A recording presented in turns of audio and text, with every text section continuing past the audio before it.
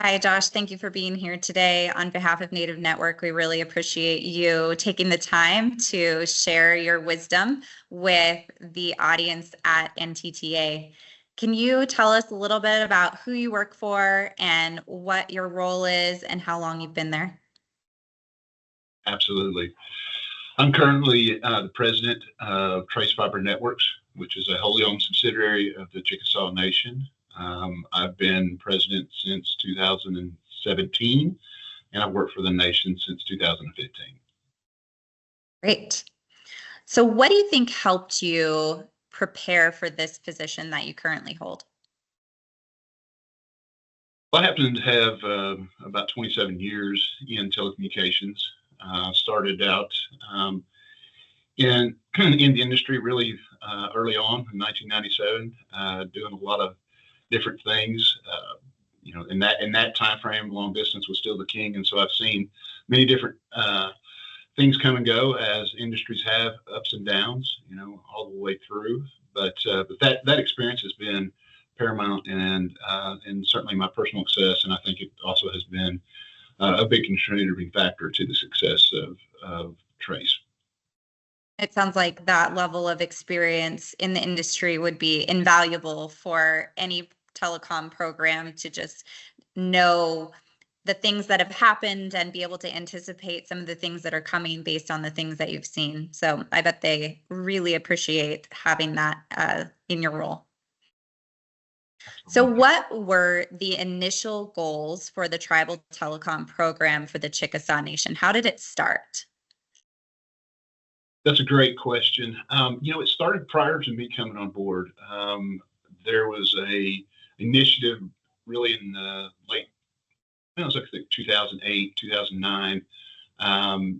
The Chickasaw Nation was looking to connect a couple of their data centers here in Ada, and so they contracted with a construction company just to put in some fiber that went between some campuses, went along some public right of way, and they kind of operated that for about 6 or 7 years, and we're having some issues with some maintenance and just different things that crop up when you have IT folks that are used to working in an IT setting, and then you introduce some telecom and some outside plant issues and some maintenance issues and relocation and that sort of thing. And so that was really kind of the reason that the Chickasaw Nation reached out to me and recruited me to come over and take a look at, hey, we've got this small little fiber asset and we don't really know what to do with it. We think it's probably underutilized and certainly has been neglected from a maintenance standpoint. We'd like for you to take a look at it. So I came in, took a look at that, was certainly intrigued about the opportunity there because it did have a lot of potential with some locations passed and some other highly lucrative locations that we could add, to the portfolio. And so started with that. And during that time, as I came on board, they were also consolidating some of their operations. We had 3 different IT departments, all of them which were individual silos, had their own spend when it came to purchasing circuits and or connectivity to the different locations. And so we're spread across 13.5 counties. So you can imagine that we had hundreds of circuits that were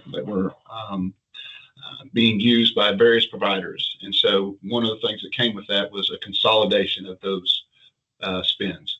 And so that really gave us an opportunity to kind of look at it as a holistic picture, right? And so here's all the spends across headquarters, across health, across gaming and commerce. And now you're able to go to those carriers and number one, you're able to say, hey, we're spending this much, we want a discount, or here's some volume, we need some reduction in cost. And so we leveraged that, but we kept looking at the bottom line and it was like, okay, even with the discount, this is a tremendous amount of spend. And what if we own our own network? Is there an ROI on that? Is there a return on our investment? Is there a return on asset there? And so I was challenged then by leadership to put together a business plan and a feasibility study to look at connecting the various properties within the Chickasaw Nation, just to see if it was even feasible, and throw that out there. And so set off on that, embarked on that journey, worked on that about 18 months. It's pretty extensive and exhaustive business plan and financial model. There's a lot of cost and analysis that went into that from that perspective. So we spent a lot of time really trying to capture all of those things, because the last thing that I wanted to do was stand in front of leadership and say, this is a worthwhile investment. You can reach an ROI in X number of years, and your return on asset is going to yield a certain percent, and not be able to deliver on that. So we were very meticulous in our calculations, and certainly we're conservative on the revenue, and we wanted to make sure we captured all of our costs. So that was really kind of the genesis of it. Thank you. I do have one kind of off script question, and that is, it sounds like you and your staff at the time may have had the skills to create that business plan and a projection and pro forma. And what would you say to someone that is in that same position, being asked to see if it's feasible to create a business entity or to have a tribal telecom program that starts, taking some of those things and making them, utilizing internal assets, but they themselves or their department does not have those skills to be able to put together that business plan or pro forma? Yeah, I highly recommend getting the subject matter experts to assist you. It's a complex industry. There's a lot of moving parts. I could go into great detail about some of the nuances, but it's certainly bringing in a partner that can provide the level of expertise and depth is going to be paramount to the success. This is that, like anything else, I think a lot of tribes are in the gaming world. If you think you go back to the time when we weren't in gaming, there was a lot of uncertainty, and there was a lot of models, and there was a lot of consultants out there that were throwing everything around. We're kind of in that same boat now with telecom, right? And so you really have to do your due diligence. You really need to be very cognizant of the fact and picking the right partner, and finding a firm or finding individuals that have experience in telecom and in broadband and understands the nuances in that, so that you're not overstating the potential revenues, or understating your potential costs or investments or expense, your ongoing expense, your operating expense, those sorts of things. So it is something that you need to rely on someone or some firm that has telecom experience, that has a track record, a proven history of delivering on those results. Yeah, that's very helpful. So how did you find out, as you were kind of in this evolution of, asking the questions at the beginning, how did you find out what was important to the stakeholders in planning this telecom program, especially after, they said, yep, thumbs up, we're ready to go, we believe you, and it looks like it could be viable? How do you decide what direction to go?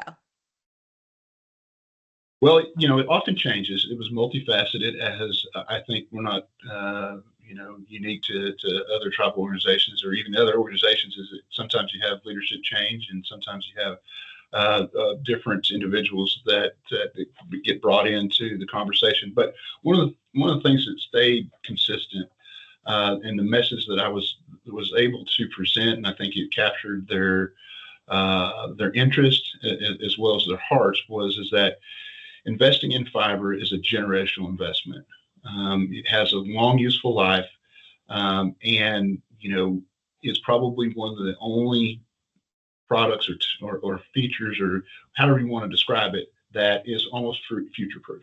And so that was a little bit of a hard sell at first, because nobody wants to believe that you're investing in something that's future proof, because the mindset is that, well, something's going to come along and displace this investment in fiber that we have. And I really tried to pull them back. It's like, no, really, fiber that's been in the ground really for 50 years, for the last 50 years, is still in existence today, still in use today, and still provides value today, even though, potentially the accounting, useful life of it may only be 15 or 20 years.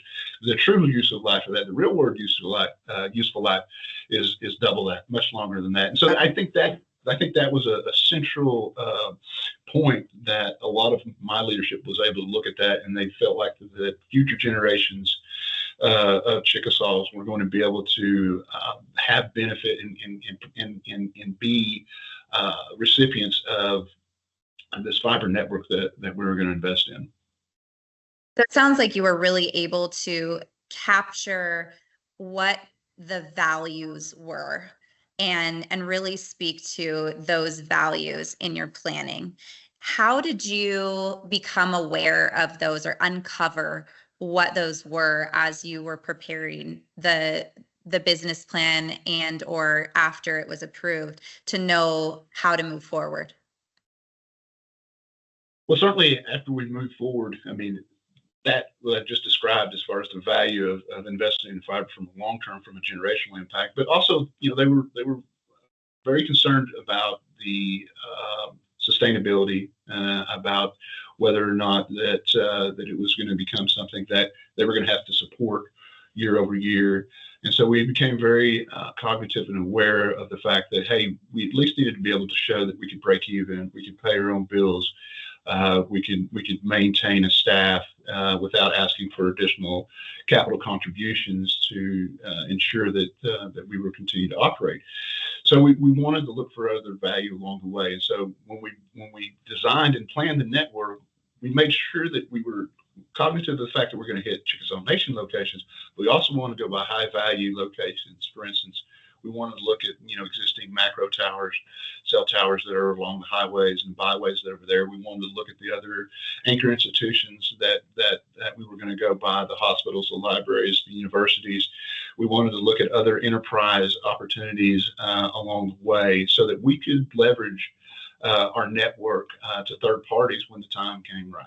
And that was certainly something that we were able to do in our planning and engineering. Well, it sounds like you are really forward thinking, and it sounds like that value of having something that is sustainable really allowed you to make sure you were thinking about those opportunities that could come in the future. So I think that is a great note for people. And it sounds like too, you were able to uncover as people asked questions and they express concerns. It sounds like you listened and you used those things to help define the path and preemptively answer those questions in the work that you were doing. Is that kind of how it worked?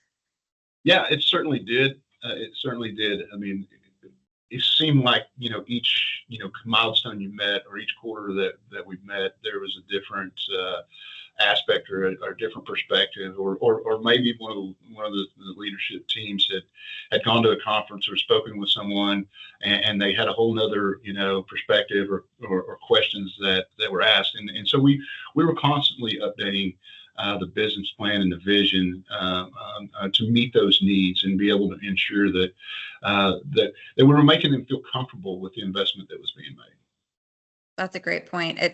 It's a living document and adapts as you grow, change, learn, and can pull in, different stakeholder perspectives. So I love that you bring that up. Is there anything looking back that you would have done differently? Always. Yeah. Certainly. Certainly best practices and that review of what would you have done differently, I think is a constructive and beneficial in any time that you're doing a new business venture. And so, for us in that case is that we really we started with the mindset of a middle mile provider, and that was really kind of our focus. Probably looking back, we probably should have looked at it a little bit more from a retail and a broadband perspective as far as, how could we reach, individual citizens with a little bit more bravado and stuff. So it was great that we had the middle mile and we went through those communities and we had the high value locations.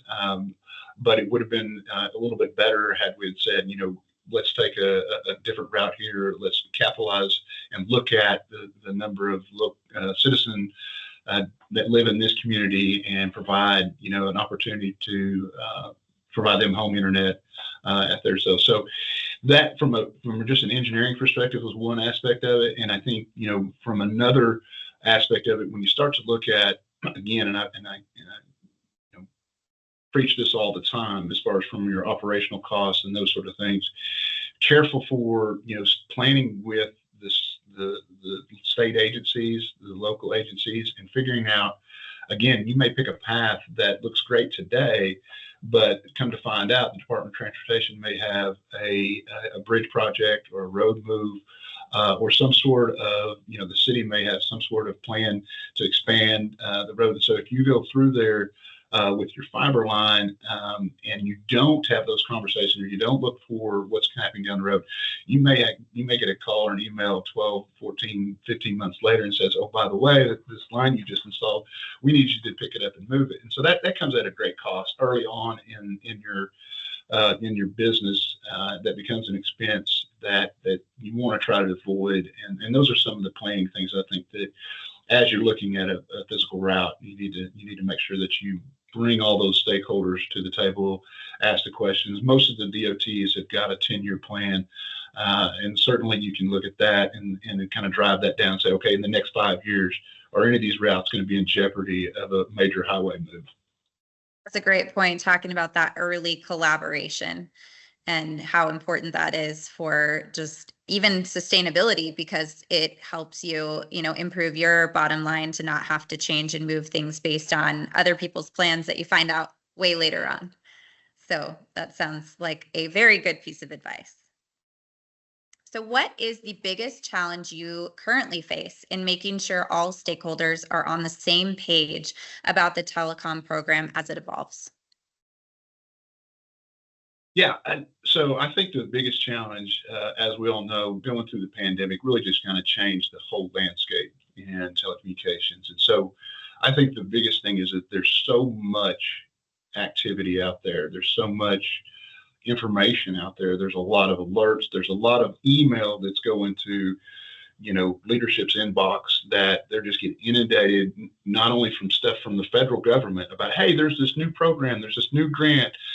And then you talk about solicitation from vendors and manufacturers. And so there's just a mountain of information that's out there. And I think one of the biggest things that I try to do is try to sift all that down and really create a funnel and say, what's important?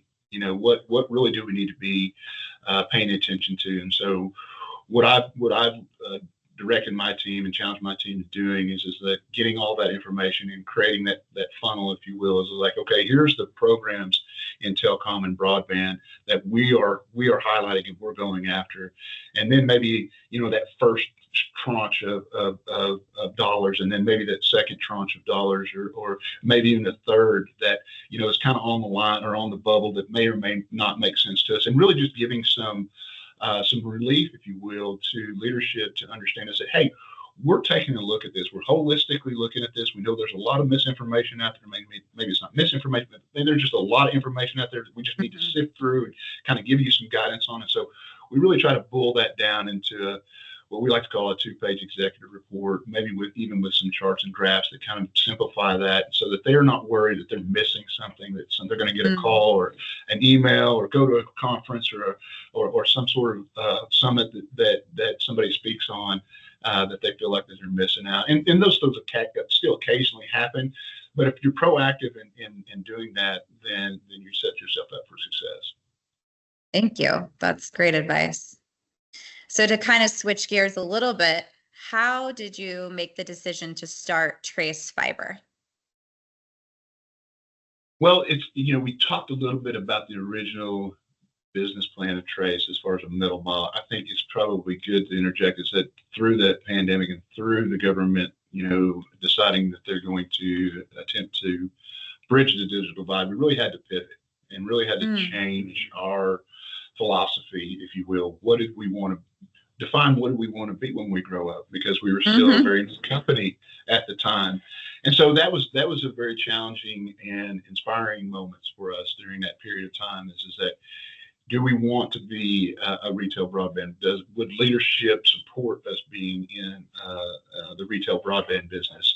And so again, we had to go back to drawing board. We had to rewrite, if you will, the business plan. And when it came to that piece of it, because now you're taking on from a kind of a limited scope with a wholesale market and going after what high value locations, and now you want to go after maybe lower value but more volume customers. And so the two they're not in opposition to each other. They certainly work together, but there's lots of different things to factor in. The wholesale market, the middle mile market, is not as customer centric. You don't have to have as much customer care and support as you do when you turn and you face the customer directly.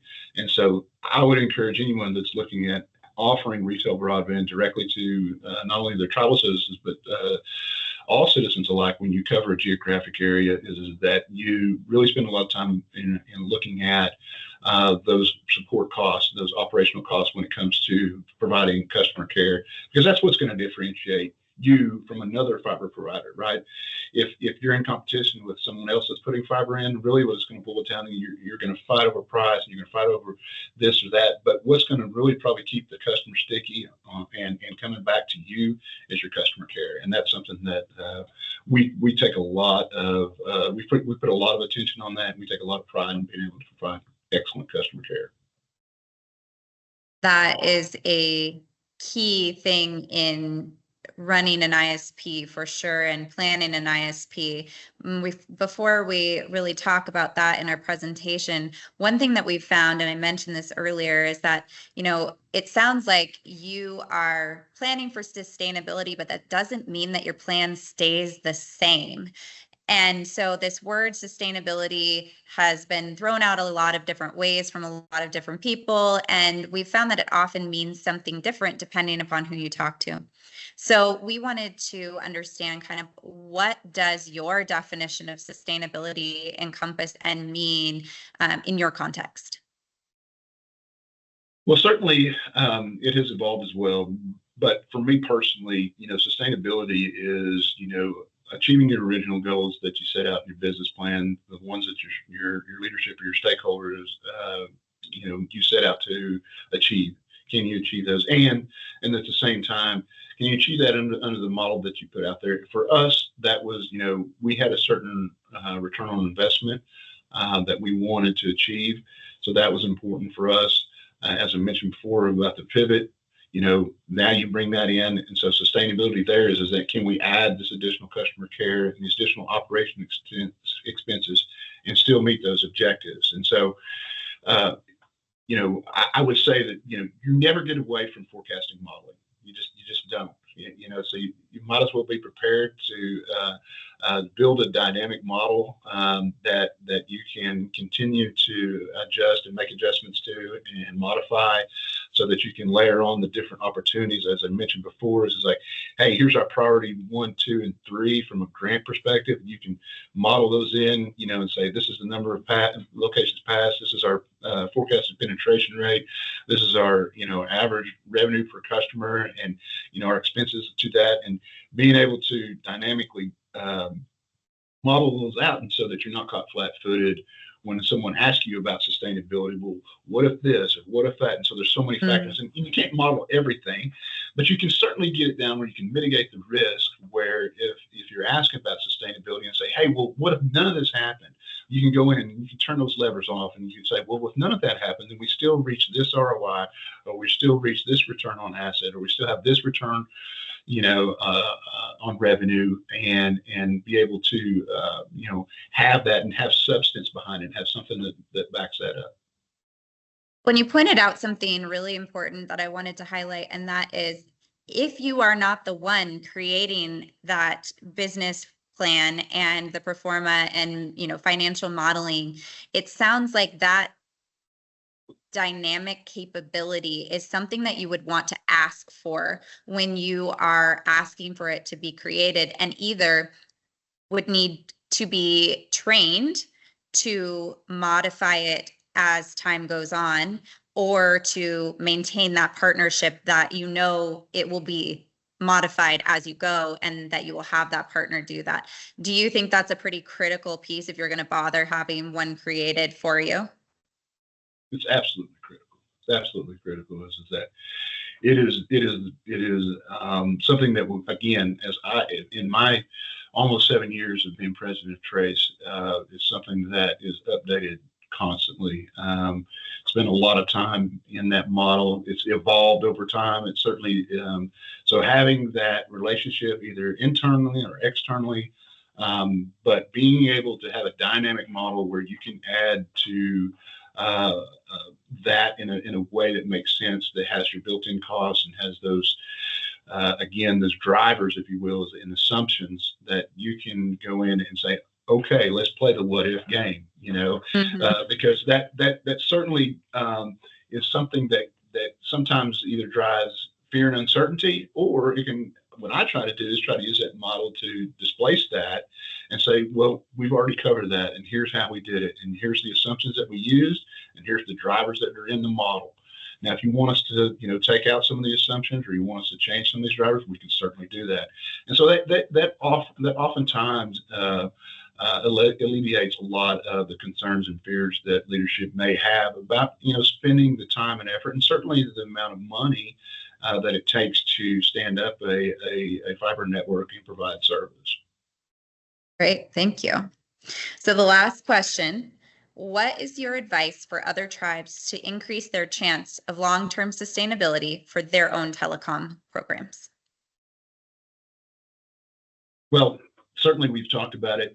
Subject matter expert, someone that has been in that seat before, somebody that has seen some of the things historically and understands, kind of the potential landmines or pitfalls that are out there. Those are critical in being able to understand the industry as far as what things to avoid, what's important, what's not, because there's some things that you can just put aside, and there's some things that need to be right in front of you, and so being able to understand it, having a good grasp of that, and then really being able to set a vision, and whether that vision is, hey, we're not in this for profit, and that's fine. There's a lot of broadband companies that are set up that way. They're set up either as a co-op or whatever, and their prime objective is to provide a service to their citizens that they don't have today, and that's invaluable.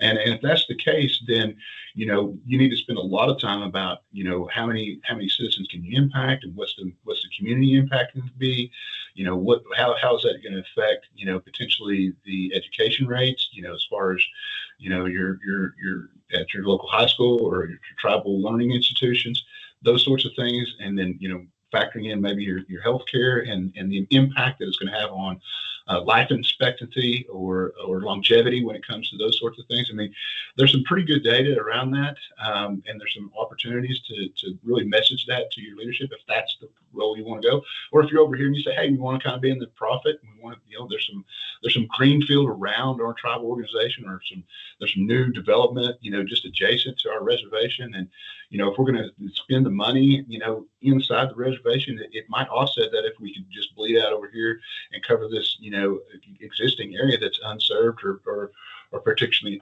underserved, then model that in. And that's when it goes back to is like, you really don't want to, you don't want to take too wide a scope, but you want to take enough of a scope that is appropriate for your objectives and what your leadership team is willing to do. Is that you kind of want to be able to maximize that, because if you look at it just with blinders on, you might be too narrow, but you could also look at it so wide that it might be too much for you to consume or be able to finance. Wonderful.